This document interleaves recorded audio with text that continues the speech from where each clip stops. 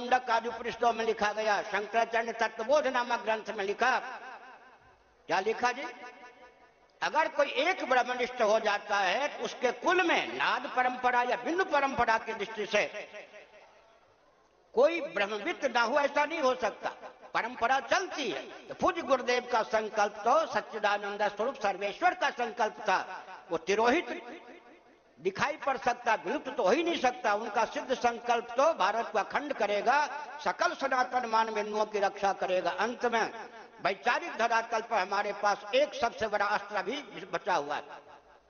इस rocket, computer, atom, mobile के युग में भी न केवल दार्शनिक अपितु वैज्ञानिक और व्यावहारिक धरातल पर भी भोजन, वस्त्र, आवास, शिक्षा, स्वास्थ्य, यातायात, उत्सव, त्योहार, रक्षा, सेवा, न्याय, विवाह आदि सनातन धर्मियों के जितने प्रकल्प हैं उनके सामने विश्व घुटना टेकने के लिए तैयार है। पूज्य गुरुदेव ने हमको पढ़ाते समय एक आत्म बम पकड़ाया, वैचारिक बम पकड़ाया।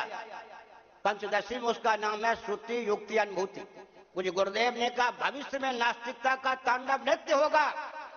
मेरी बात को गांठ बन लो, जो भी लिखो, जो भी बोलो, जो भी करो, श्रुति युक्ति अनुभूति में सामंजस्य साधकर। इसी को आजकल की प्रसिद्ध भाषा में मैं कहता हूं, दर्शन, विज्ञान, व्यवहार तीनों में सामंजस्य साधकर बोलिए, लिखिए, पूरा विश्व नतमस्तक होगा। कोई भी तो प्रतिद्वंदी होकर खड़ा नहीं होगा।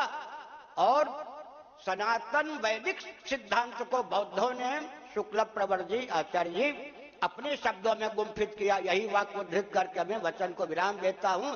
तत्व पक्षपातो ही स्वभावोधियम, तत्व पक्षपातो ही स्वभावोधियम। बुद्धि हो या बुद्धि का प्रयोक्ता जीव हो, सत्य का हमेशा पक्षधर होता है। बुद्धि सत्य का हमेशा पक्षधर होती है।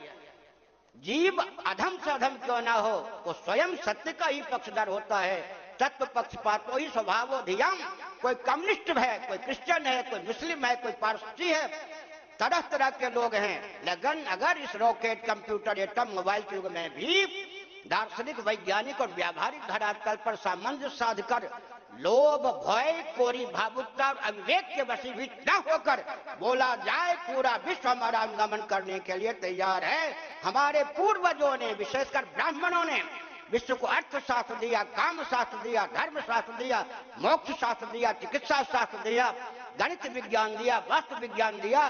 कौन ऐसी शुक्र नीति के अनुसार 32 विद्या, कौन ऐसी शुक्र नीति के अनुसार 64 कला, जिसमें समग्र विद्या और कला का अंतर्भाव होता है, जो वैदिक महर्षियों ने विश्व को न दिया हो।